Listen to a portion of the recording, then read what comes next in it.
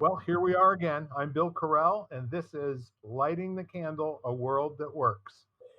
Each week we get together and we toss some linguistics out and have a lot of fun dissecting, hooking up, defining, comparing, contrasting, all those other things.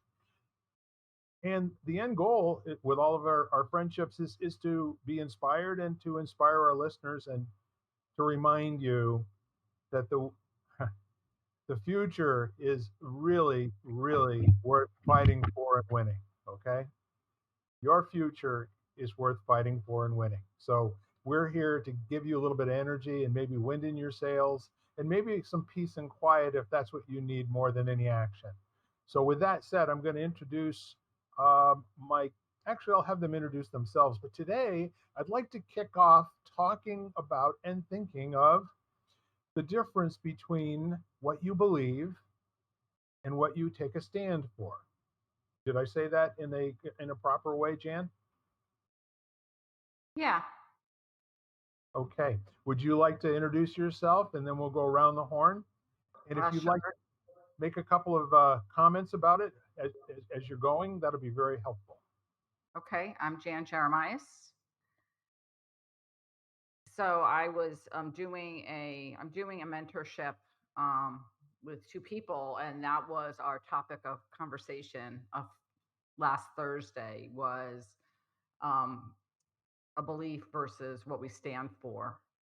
And the way I had just read a an essay written by someone, and she was saying, which I kind of totally resonated with, that what you stand for is something like you're willing to actually stand up and make a stance and say something or act upon it, versus a belief which might be a little bit, in her mind, was a little bit more passive. And so that's the way I took it, but I'm very interested to hear what you people have to say about it.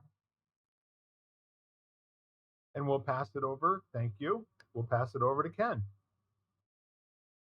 Hi, I'm Ken. No, um, yeah, Well, you have been for most of the time I've known you. pretty much. I don't know. Maybe I'll change my name at some point. Actually, it was a funny side story, but I helped out in a martial arts school years ago, and I'd go out there and just kind of help them get things back on track for a couple of months. And I had all the kids convinced that my name was Melvin, and just because it was fun, and and there are a few that were in and knew that that was not my name. And for years after, I'd run into kids who are now grown up, and they would say, "Hey, Melvin," so it was just really funny. So yeah. um yeah, so I guess the thing that strikes me as a belief, well, I guess I can only speak personally. Something that I stand for is an immutable bedrock value, um upon which I've built my life. And it's the thing that I'll let things break against, or it will break me, but I'm not gonna bend on that. Whereas beliefs are impermanent, because they're only as good as the information that I currently have, which is incomplete. So, so it's interesting. I mean, you can believe something to be true, and at some point it might behoove you to rethink that when faced with new information or the potential for a new paradigm, you know. Um, but whereas what you stand for are those, your core, your values, that they may change how they express themselves, but they're going to be true for you in the way you live your life, however long that may be. So I guess that's my thoughts on I like it. And this is one of those conversations where you can't get it wrong. You know, it. it is totally an I say phenomenon. Yeah, that's I why I say said from my follow perspective alone. 100%. That's called being an awake person, where you can be responsible for your future speaking, and I appreciate that. So, Lisa, Well, according to the screen, and I'm sure you all see the same, but I am you, YOU, on my screen. That's how it identifies me. no, Oh, it that's says Lisa. Mine's What does mine it say says for you, yourself? What and does it say for Jan's yourself? probably says you, and Ken's probably says you. Exactly. on their So screen. that leads me to we are all you and we are all one. I love it. That's one of my favorites. So that is why so I'm torn between whether that's both belief and what I stand for. And the other thing that came to mind is how like beliefs are kind of created from your environment and who you're around. So that I think for me is why it's constantly changing. And then when I read something like you said, Jan, that resonates and it hits me right to the core of my being. So that becomes like a belief I can stand for kind of thing. But I've also been raised not to speak out, so I have a hard time standing up to something and that's changing too. So that's my opening. There's still time for you, Lisa. That's the good news. I love this on many different levels, and I think it's it's an opportunity for everyone where you are in your life, what your past has been, what you want your future to be, to just look at the malleableness and the fluidity of language and linguistics. Because each one of the things that we're saying, and I'll have some things to say in a minute, neither corroborates nor invalidates what anybody else is saying, because this is a personal perspective, kind of a thing. And the interesting part to me is that I guess the better trained we are, the more we think we ought to know what these two things are. And what if this is where the discovery is, where this curiosity going forward to the next step actually allows you to have some breakthroughs in your relationship with everything. So, for example, what if I toss out there that the definition of what you would make a stand for is what you'd at least be willing to speak in favor of at a very minimum. And if somebody asked you at some point, this, are you for this or not for this? That you would actually say, I've given it some thought. It's my choice to be for this, and I choose to be for it.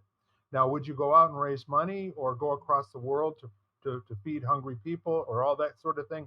I think that's a continuum of actions that a person who's made a stand, like for the end of hunger in the world, that either you are acting, as Lisa said, I'm thinking about it. It's present for me. I will engage other people in conversations, but I might not get on a boat and go to a third world country and contract malaria and die. That probably won't be what I'm going to do. Okay, so belief is really insidious because most people believe they know what belief means, right? Right, Montoya. So the whole notion of a belief, most people think they know what they believe. Well, they know a little bit about it, but what they say and what they articulate, and a lot of it has to do with where they come from with regard to a particular domain, like religion or sex or money or athleticism or any of those. These all things come out of you, the ones that you've thought about and made your choice to. But the real important beliefs are the ones you don't know you have. You don't know that you don't know you believe something. And there's actually a litmus test to find out those areas where you're really belief stricken. And I use it in that language for a particular reason. Whenever you come up against a situation or a set of words that were strung together by somebody else that you have a reaction to in a very, very strong way, either for or against, it's not a belief that you know you have, it's just how it is. Wherever you have this is how it is, like so many people talk about how bad the world is, and people always, when you start using that kind of language, those folks they're not awake to the fact that what they're talking about is what they believe. What's coming out of their mouth is a string of their beliefs that's either empowering them to do great things in the world or limiting them. Limiting beliefs, the ones that you don't know you have, are the ones they're undistinguished, and they're absolutely the ones that keep many people from getting out of bed every day. because they believe they know what bad things are going to happen to them today. And what does anybody really know?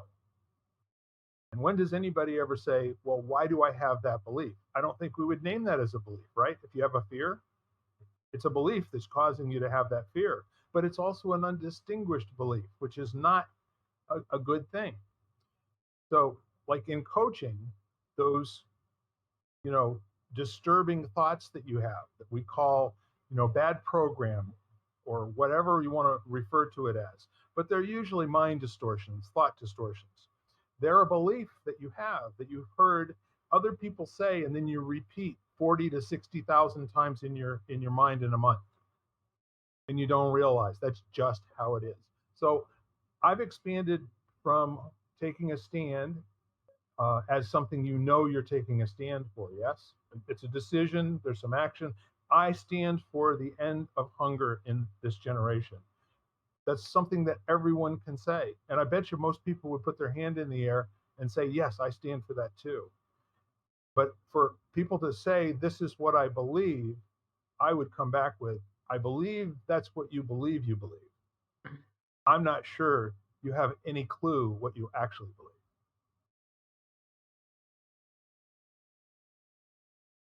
Or what they mean by standing for something. I mean, you could say that all you want, but what are your actions to support that stance? I think that there's an acid test to standing for something as well. And you know that people who have been crucified in the past actually stood for what they got crucified for, in some cases. There were a lot of people who kept their mouth shut and their head down. And although they thought they stood for something, they hid out. Didn't see the value in having their life be over because of a sentence that was going to come out of their mouth.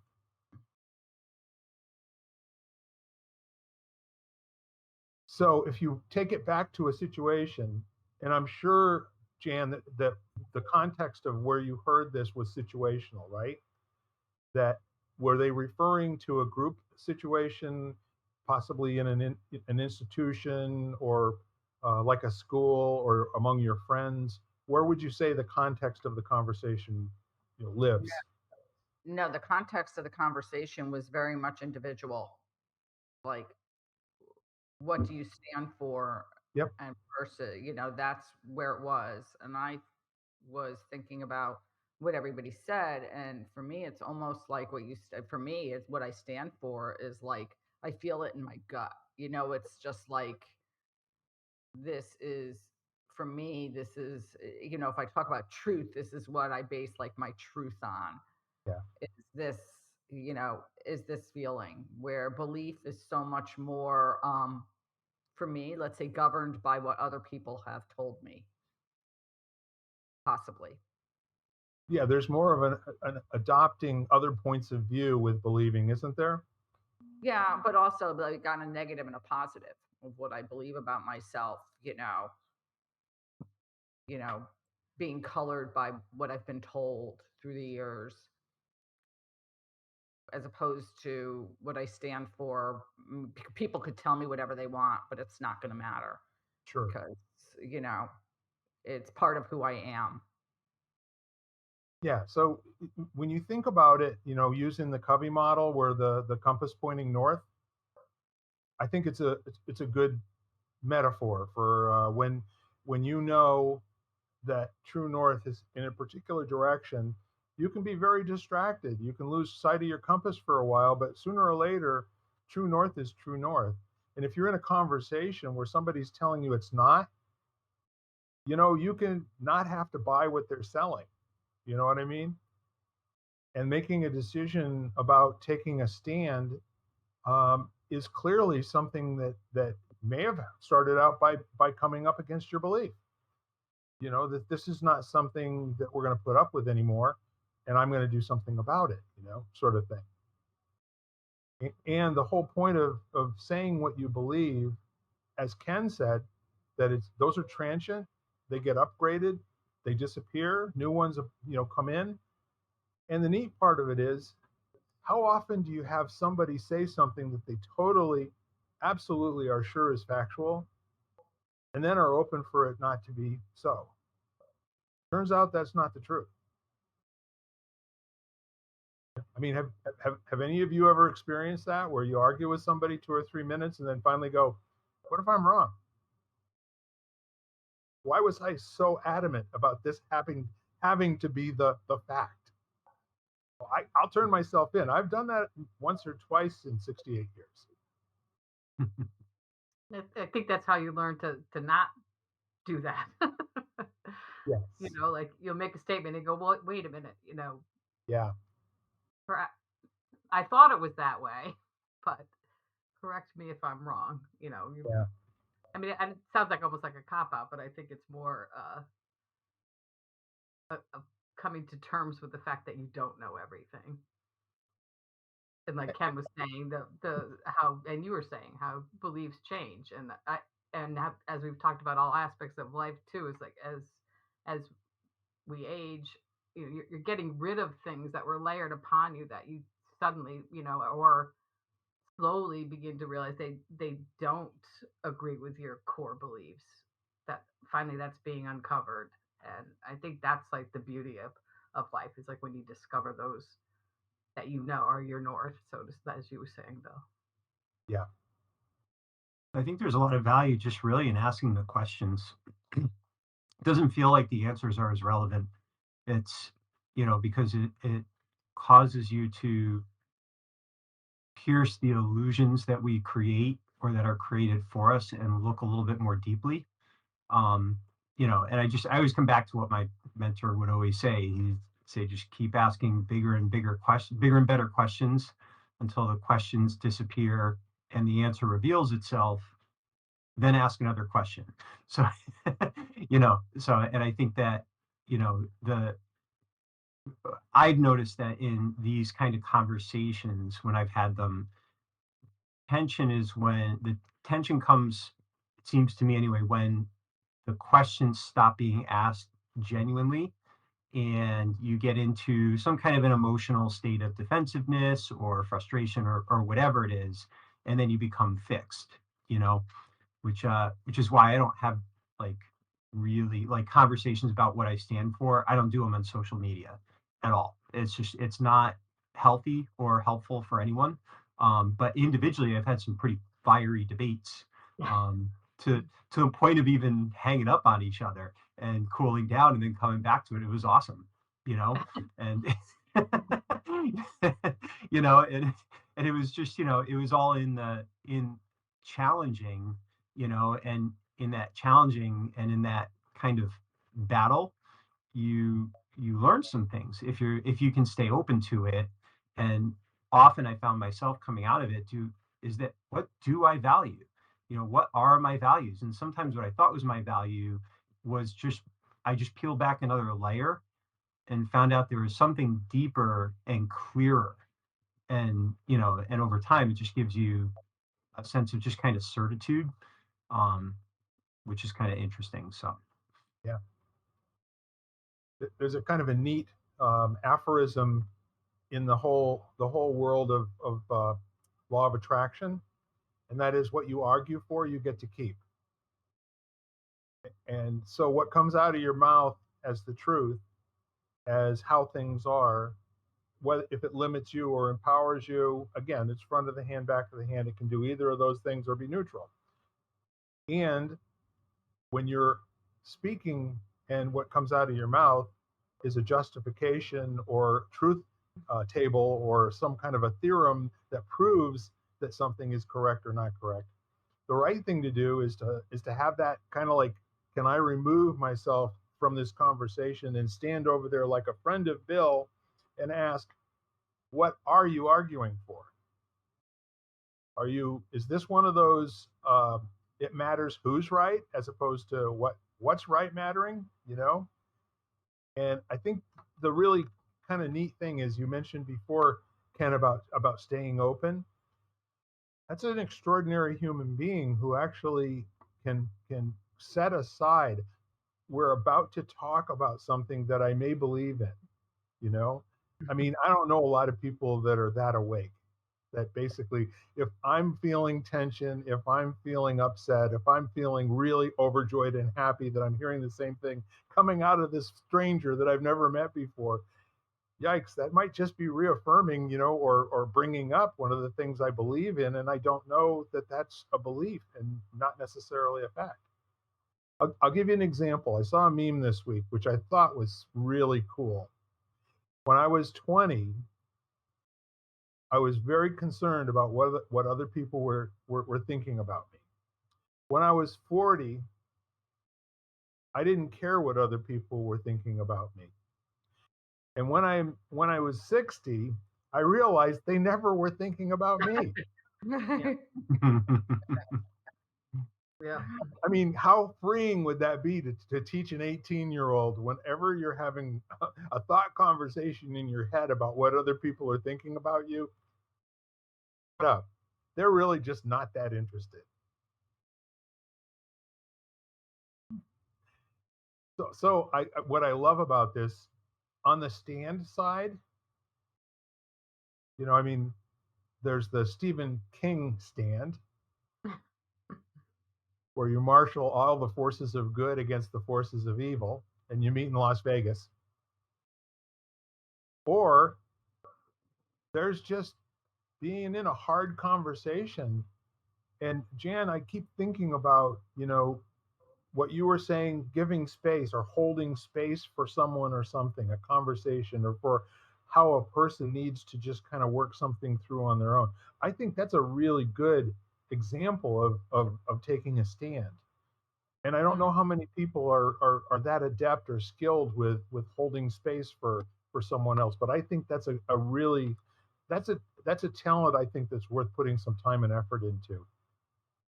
Hey, the other thing I was thinking about is this past weekend was my nephew's bar mitzvah.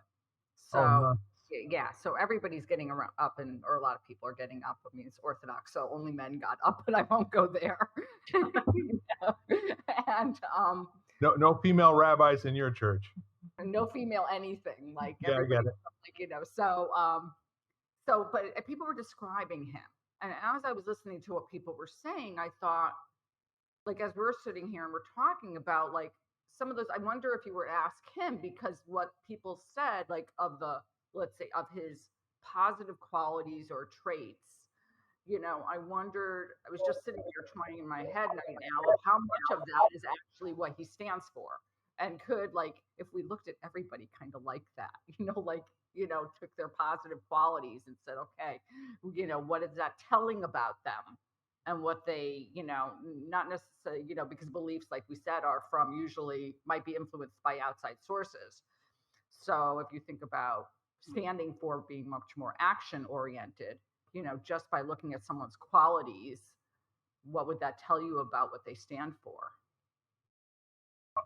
I'll tell you what, my own particular bias having to do with bar and bar mitzvahs is I think it's an extremely powerful example of being both and, where it's not only, this beautiful soup of tradition and beliefs, but it's also a community taking stand for a young person who then is taking a stand for the community. I'm getting goosebumps thinking about the bar mitzvahs and bar mitzvahs that I've attended. Very, very. All I can ever think is Baruch.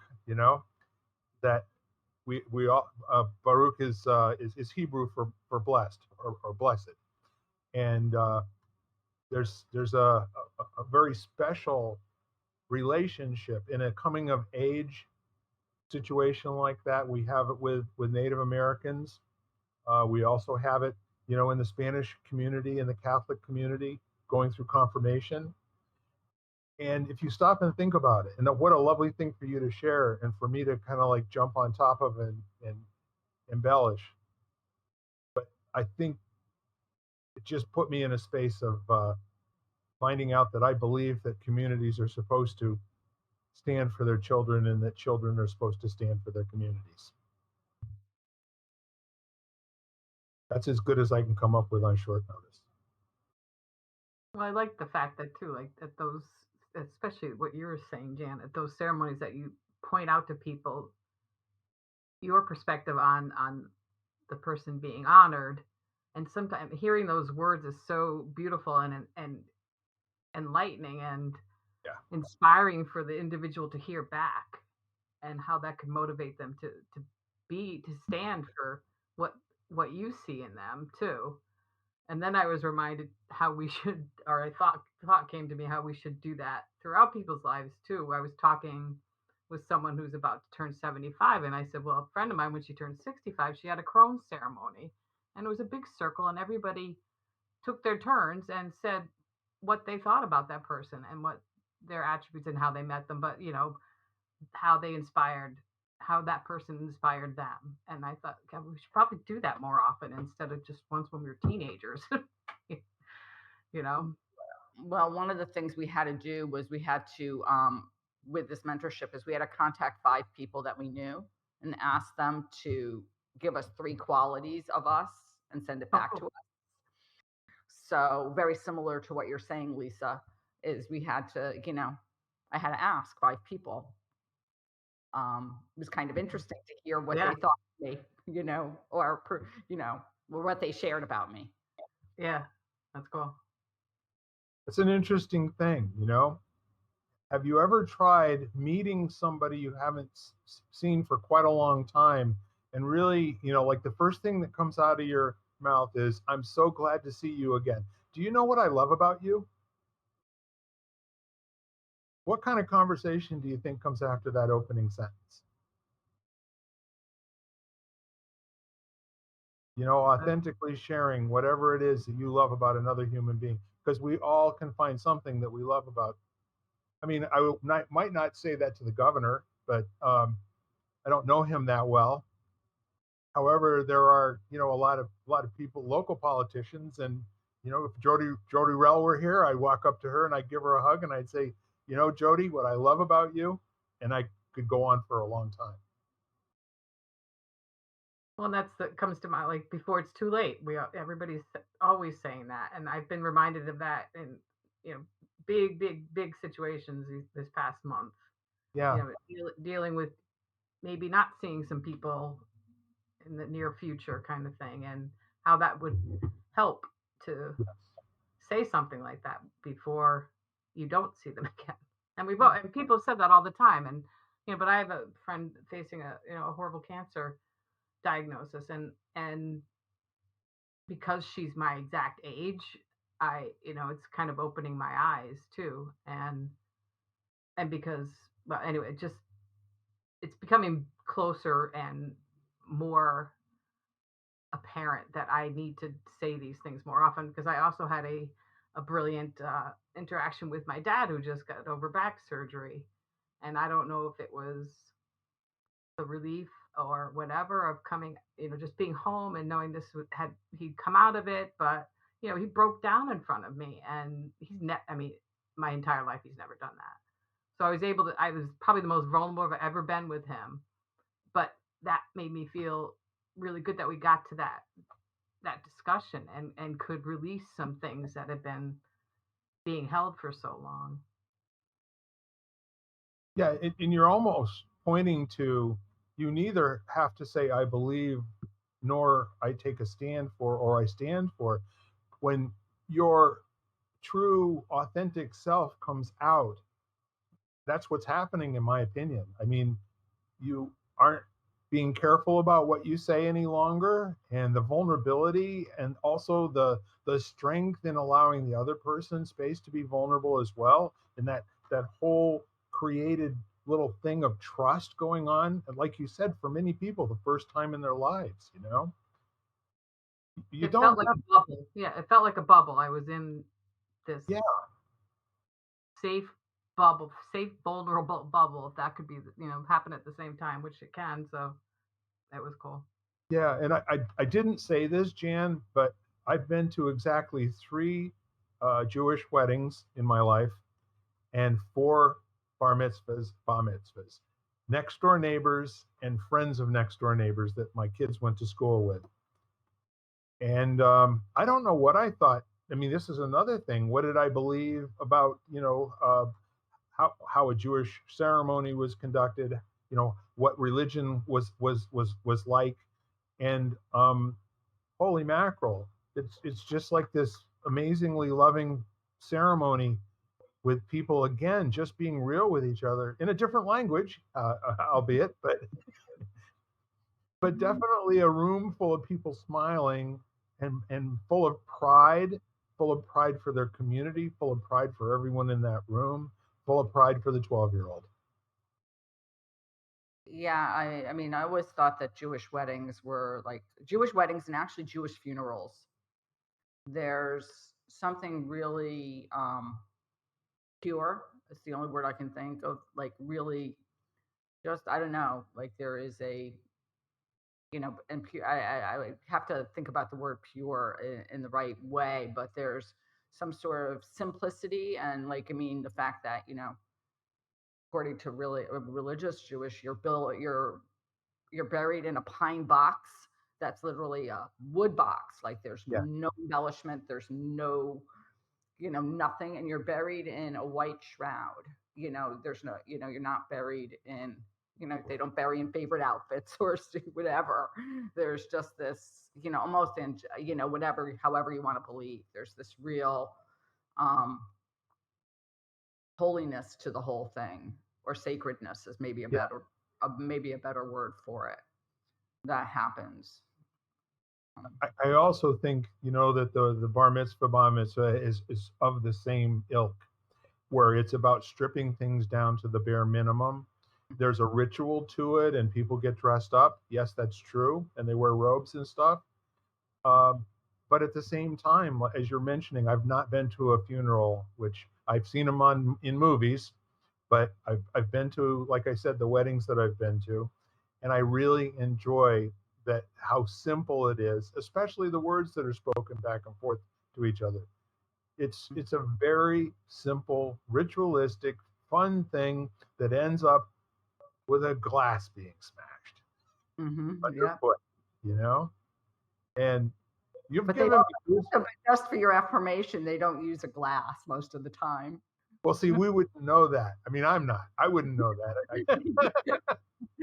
Or they're very careful of the glass they choose because you want to make sure it's the guy doesn't the person doesn't The hurt maximum himself. noise with the least opportunity for an accident. Huh? Right, exactly.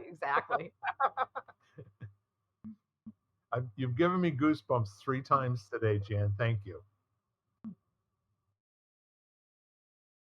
So Ken, for someone who hasn't examined belief systems, how it is, any of that sort of thing at a fundamental level, we can go back and talk about your experience with 5-year-olds who are as close to a tabula rasa or a blank slate as human beings can get and still have a meaningful interaction. The 2-year-olds and 3-year-olds are a lot of fun, but I don't think they're all that interested in us, if you know what I mean. It takes me work, to engage a 3-year-old. I have to go out on a limb and play a caricature for a while. So what do you think a 5-year-old is waiting for with regard to both what's important in life and what are the things that they believe? Because we ask them questions about that sort of thing all the time and don't realize it. You know what I mean? Just in conversation. But I think they're actually, I mean, there's I think it's probably Tibetan, but it's a reminder to view the world filled with eyes filled with childlike wonder. Yes. And a 5-year-old has the thing that we all forget that we also have, which is curiosity. So so I think the challenge is giving them space to be curious without trying to give them answers, while at the same time providing them the structure that allows them to safely explore their curiosity, because they don't know what they don't know. So so we've seen many 5-year-olds that in their mind they're perfectly capable but they'll break an arm, and just not knowing, so it's finding a way to, you got to give them banks to the river. And having watched, actually, it's very interesting watching, for some parents, their center of gravity is more towards let them figure it out, chicks dig scars type thing. Like, their kids are always coming in bruised or, scraped up. They let them. And then others who, kind of bubble wrap their kids. And it's just, every parent is somewhere in that spectrum, and they kind of fluctuate depending on how many kids they have and circumstances, all that kind of stuff, how safe they feel and how safe they feel their kids are. But,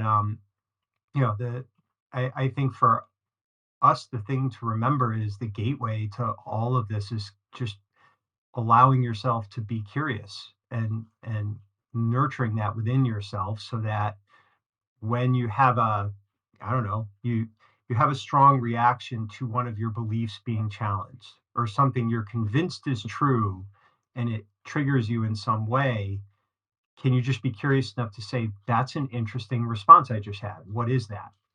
Right. And, and and you don't even have to, I think it's hard because we're all kind of conditioned to, for validation, there's judgment, there's all those things that cloud that. And if you don't have good models of people who find balance in service to that, you don't know what you don't know. I mean, going all the way back, we all have ignorance all the time. That's Yes. not a bad thing. It's a human thing, so, but at the same time, you can't be paralyzed and say, well, I don't know everything, so I shouldn't do anything. But yeah, I think it's just really it feels like it always comes back to curiosity as the gateway. I completely agree with you. So I don't know if that's a good thing or a bad thing, but I completely agree with you. And having said that, I'm sitting here thinking to myself, the last few conversations that I've had with children, actually, the most recent one with a 3-year-old, his name is John. And the conversation usually goes like, "Here, you want to try my truck?" Or whenever I see him, it's like, "What the what?" And then we're both engaged, and he's, "What the what?" back at me. And every time I see him, the first 2 times that I saw him, it took him a while to warm up to me. And then I saw him like 3 times in a week. And now we go over to Asian Bistro, and he's there with his mom. I come through the door, and they both come over and give me a big hug. And the first thing out of his mouth is, "What the what?" So I told you that story to tell you this one. And it seems to me, when you're talking to kids that age, what comes out of their mouth is one of 2 things. It's either a question, or it's a statement of fact that they're saying, but they heard it from somebody else, usually from an adult. And it'll come out something like, so what are you doing? And it'll either have the disclaimer, "My mom says," or it'll just be, "I'm too loud." It's the quiet part that doesn't get said out loud that stays with us for the rest of our life as we take that programming forward. And it's years later in therapy for a lot of people that they start to look into that with somebody who's a good listener and start to challenge whether you really are too loud. And in recent history, with most people who thought they were really loud, they're typically not. They're typically very quiet. Actually, it's an interesting thing. I did it just reminded me. I did this little. I've been experimenting on children for a long time. Don't take that the wrong way, but good way. Yeah. We did this thing where we were doing it was just in a martial arts class with, pretty sure they were all like 4 and 5 in that range, and I had a blue pad and a red pad, and I'd ask them, they were going through and they got to like karate chop them. They were all excited. So the first time through, I asked them, blue or red or blue, right? And about 90%, probably 20 kids, 90% of them, whatever color I said first, that's the color they chose, because there was this set, and it was quick too, right? So there was this sense, I think, of they wanted to get it right. So then I had them come through again, and I just said choose. I didn't even say the color. I just said choose. And what was interesting was how much longer it took them to decide, right? So I had to give them space to decide, as long as it didn't take too long because there were more of them. But it was very interesting when they didn't have that cue from me as to, kind of planting a seed for what I wanted from them. They had to reflect inward a little bit. And, and it was really interesting. So then I followed it up a couple weeks later, just asking kids what their favorite flavor ice cream was. And, and I didn't give them any selections. I just, and they would sit and they'd think for a second. But when they answered, they were sure. Like they knew what their favorite ice cream was, and they would tell you, and they were firm on that, and if you ask them, well, why do you like that flavor? They're like, because I like it. It tastes the best. That's it. It was just so there's no justification, there's no defending. Never would they ask what your favorite ice cream was. They're too egocentric at that age.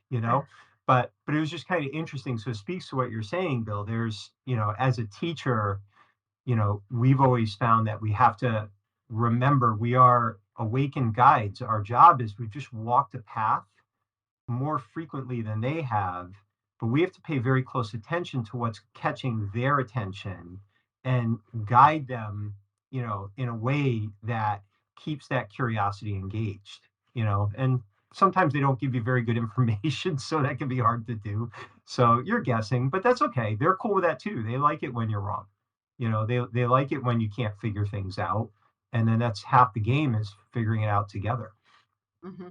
To that point, Ken, I have a friend who, when her little boy was young, she literally did a whole wall in her kitchen of whiteboard. Mm, And every time he had a question, they would write it down on the whiteboard. And it's just like, and then they would look up the answer, like, yes, it was before phones, and it was before, like, or, well, it wasn't before phones, but it was like tech wasn't so big. right. But they would then look up the answer together, and it was just like this game, like, they would just have this. You'd go into the house and they'd have this whole wall Mm-hmm. of questions that came up over, like, over a few days. And it was just, I loved it because it was just this idea of really cultivating that curiosity, and the fact that you know you could look up something and you can investigate it and you can decide what the answer was or whatever. So it was just a really sweet idea. I thought, I love that. I want to do that at my house. Life questions. Yeah, you know what else is cool about that is there's a lot of times we have difficulty resting in the tension of an unresolved question, or a question that doesn't have a definitive answer. So just being able to sit with questions like that. I mean, if you think about it, look at, like, listen to any politician right now. They're not asking difficult questions.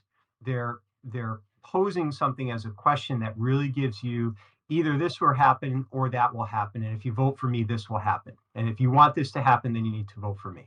If you want that to happen, there's something wrong with you and you're not like me and you should really change your mind. or vote for me and don't vote for him, and we'll keep that from happening. Yeah. Right, yeah, but either way, it's like they simplify it, like the slogans and all that kind of stuff, where it's like, let me boil it down so that, we don't have to consider the difficult situation of this being, there may be second and third order consequences. We don't want to think that way. It's stressful for us. Yeah. It's just, and it's part of it. It's not our fault. It's just our design. Well, you want to play a little game with me? I want to illustrate what we're talking about here with regard to the young people. All right. So I'm going to ask one question, and then I'd like you to give a one-word answer or a two-word answer if it's a two-word answer. Everybody in? Yep. What's your favorite color? Purple. I knew that. Everybody knows that. Green. Green. Okay. Green. Green. Okay, great. So now, how old were you when somebody asked you the first time what your favorite color was? I always go, if there's something I came into the world with, it's purple, because I guarantee there was an event that occurred, I Lisa. did, but I every time if I had a question of, like, I picked my favorite football team, so because I watch football with Dad, and You're a it's Viking fan, right? purple, and yeah, the Vikings, and I've stuck with it. Baltimore, I didn't know, not Baltimore. purple and black. Yeah. They're more blue. Um, So you don't anyway, have a recollection of the first time that you would have acknowledged purple being your favorite color? no, and I've convinced myself if I came in that way, like God I put get that it. in me and threw me into So, the planet and said, "You have at least that." so is that something you believe, or is that something you're standing for? I probably, I believe it. I get it. I don't care if I don't think anybody would care if I stood for it. All right, excellent. So all of the rest of us are green. So Ken, how old were you that you recall the first time you said that green is my favorite color? 16. Wow. No, it was when I was younger, I liked blue. You're a turncoat. Well, Yeah, at I least you came shifted. over to the right But side, and right? honestly, my honest answer now, my favorite color is really earthy colors. Like, so there are greens, there are browns, there are deep blues, all that I find equally appealing. So, but I read a poem by Robert Frost called Nature's First Green is Gold.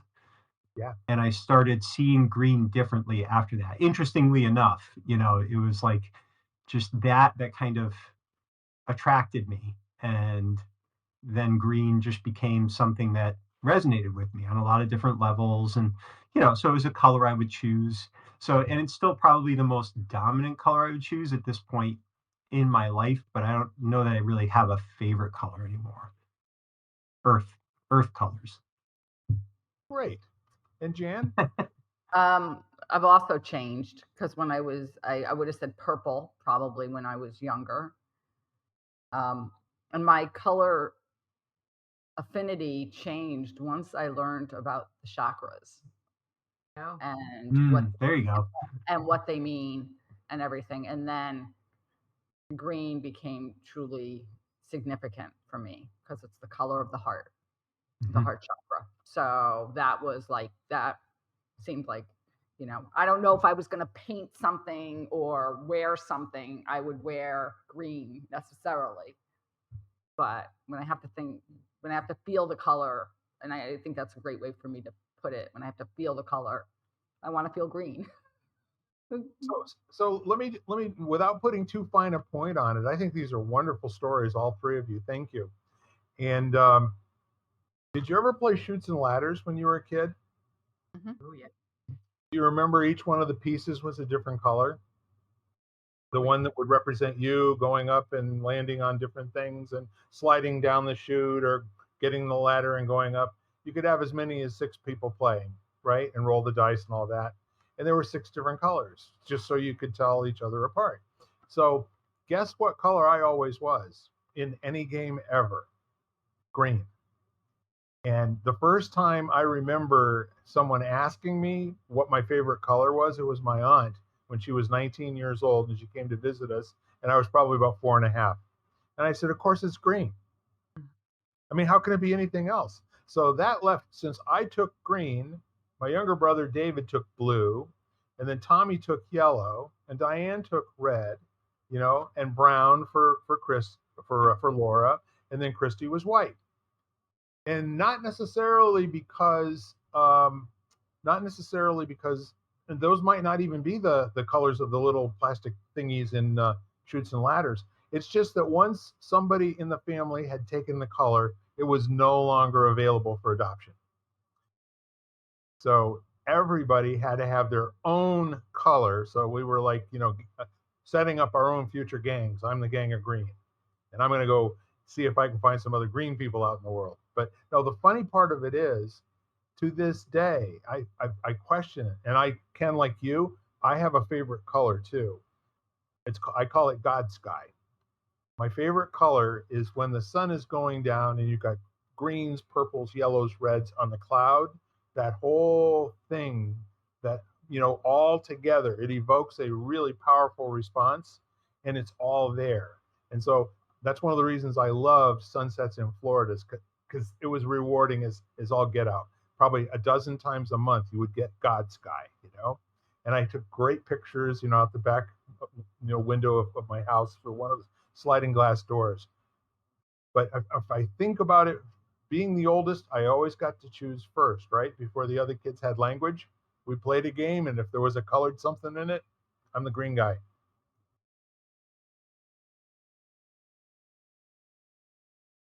And then I got to money, but I got my first money when I was about 4 or 5. And then that set up another set of habits. Of greenness. Yeah. So anyway, what's the empowerment that you can derive, or you can imply, or you can actually put into believing something or standing for something?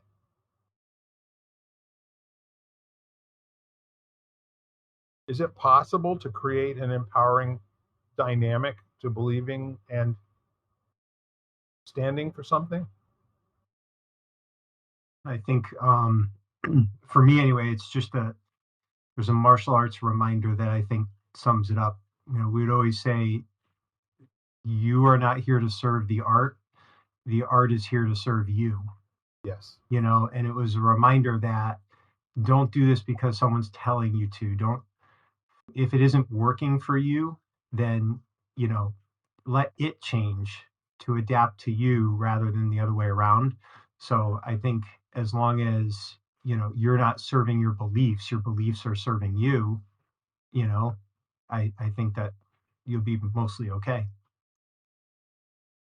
That's powerful. And that also implies a distinction for stand for me. We in the training that I took in the 1990s, being the champion of a noble cause was a distinction to be really looked into and understood. Who cares what the noble cause is? Something greater than ourselves. And then that stand creating the possibility that being used in service of that stand, and having that stand be something that's bigger than you and me, that always there was something to fall back on. And for instance, when you have kids, the world changes in a very powerful way. There's the time after your firstborn is here, and I don't know about you, but I had no recollection what life was like before that firstborn. A year later, it was almost as if Heidi'd always been here. Of course, she was in our speaking. We were always talking about how many kids we were going to have. Funny enough, we talked about having 2 boys. We ended up with 2 girls. Not a huge breakdown. We worked around it. I mean, that's a joke. I mean, we were so blessed after being together for 5 years.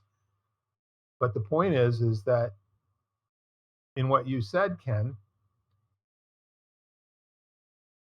the point of taking a stand is something that you then that's bigger than your life, that your life can then expand inside of, as opposed to being in service of your beliefs, or having your having your beliefs serving you.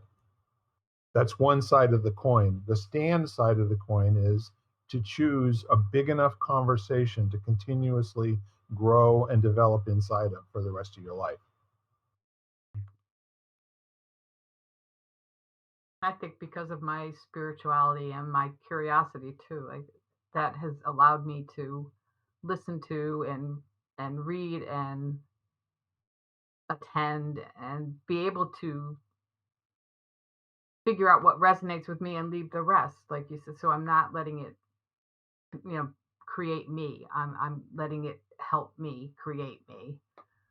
So like Ken said, you can just not let it not go from that perspective. So I think that talent and ability and actually desire to learn something from everything and be curious about it and see how it resonates with your go deep into your core beliefs like we've been talking about, and then go from there. Because I think people shut off too easily, like things, because there's some negative connection, or seemingly negative connection from their perspective. So I like to just listen to all things, and then decide, and then incorporate that into my being, so to speak. Yeah. The other thing, just from a military science perspective, when you take a stand, sometimes you have to give ground, you have to lose battles, because that's the best way forwards. So, and I think sometimes people get, they take a stand, they want to speak up, they want to speak out or advocate or whatever it is. And sometimes it's actually in the end not beneficial. It may feel satisfying in the moment, but that doesn't necessarily mean long term it's the best thing to do. And knowing whether it is or not sometimes is really just becoming skillful from making a mistake and looking at it in hindsight. I can think of times where I got a little fierce and damaged, a potential relationship. And looking back, I should have been a little bit more artful in, and not quite have been so firm in expressing my thoughts that early on, Yes. when there wasn't trust. And so who knows? And maybe, those relationships wouldn't work out anyway. But if you just like sever it right at the beginning, it maybe that's appropriate, but maybe it's not. And sometimes you have to give up the ground because it's the only way forwards. And if you don't, everybody dies on the hill. And how is that, like, yeah. That limits the future possibilities when everybody dies on the hill somehow. Yeah, it does. And it can feel very glorious, and it can be a great story of sacrifice and martyrdom and whatever else. But I'll never is know. it really the strong thing to do? And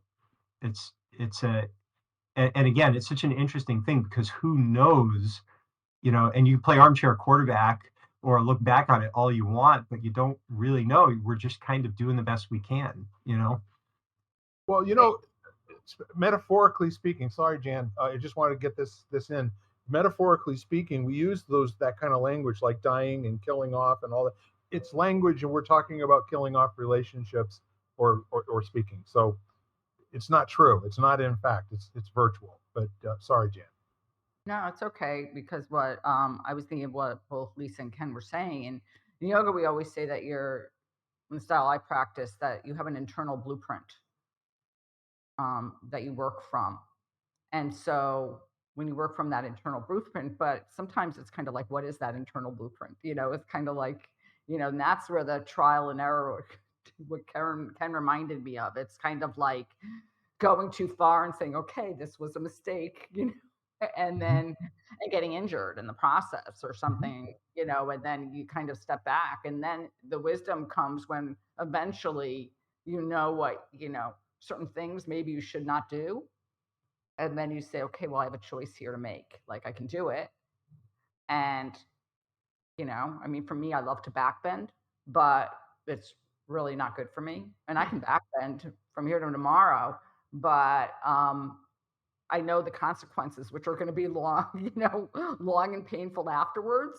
And I have to make a choice of like, is it worth that 5 seconds of like, oh my gosh, this, compared to like, 2 months of pain afterwards. And so I think that internal blueprint, which is a test, and then, which is sort of like you learn and you kind of discern after a while of like, okay, this is what I need to do, and this is not. The perfect example. And you know what I found out my belief is? My response to you saying, should I do this backbend, was I could watch you do a backbend. There are not many backbends in my future. Let's just put that's where my thinking was going. But since we're getting close to the end of the hour, I would like to put something out in the space that I've found pretty empowering this week. And I think I shared it with you folks on text, but I would, this is right up Ken's alley, okay, in terms of bringing your best game to every single conversation and constituting yourself at the beginning of the conversation the rules of the game, even if you don't talk them out with the other person. However, Ben Shapiro is a guy that I enjoy listening to because he's a student of the world, and I believe that he's got everybody's best intentions at heart. In this one quote, for me, kind of sums up where he comes from.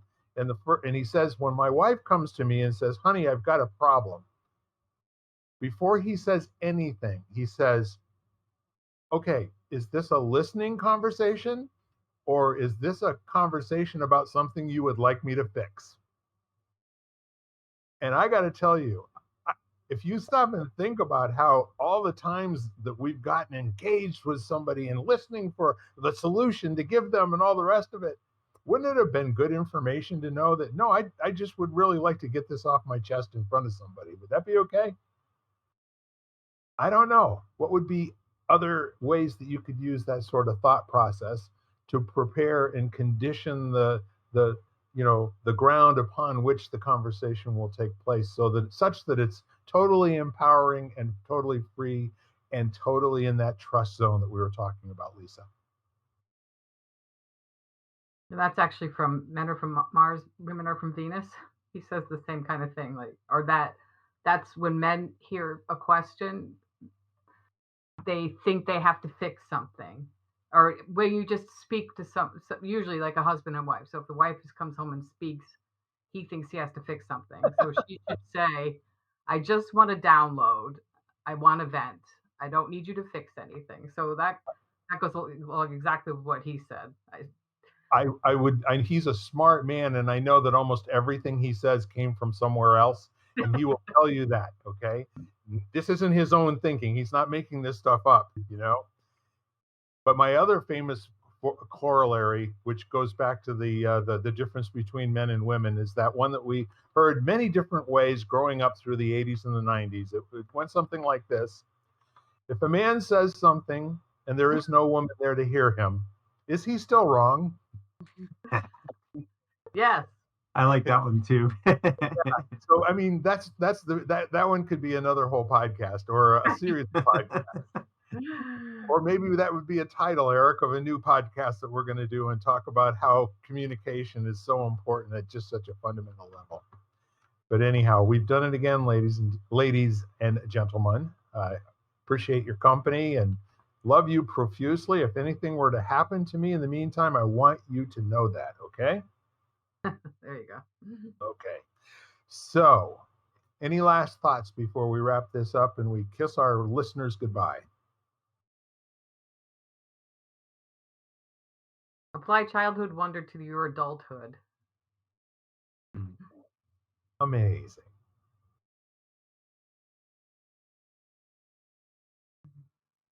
That's a good one to end on to me. All those in favor? All right. Yeah, I guess I would second it and say live like a pet, because they're truly in the present moment. So Yes, they are. yeah, be in the present moment and stay curious. That's fantastic. All right, y'all, we are lighting the candle, a world that works, and we've just spent another glorious hour together chatting to maybe hopefully give you something to grab onto out there to make your day just a little bit more enjoyable, a little bit more empowering. So bye-bye for now. Have a good week. Bye-bye. Bye. You've been listening to Lighting the Candle, a world that works, part of the Exvadio Podcast Network. You can catch us each week, as well as the rest of the network, at xvadio.com/podcasts, as well as the Apple Podcasts app, Google Podcasts, Spotify, iHeartRadio, Stitcher, Audible, Amazon Music, and wherever you find podcasts.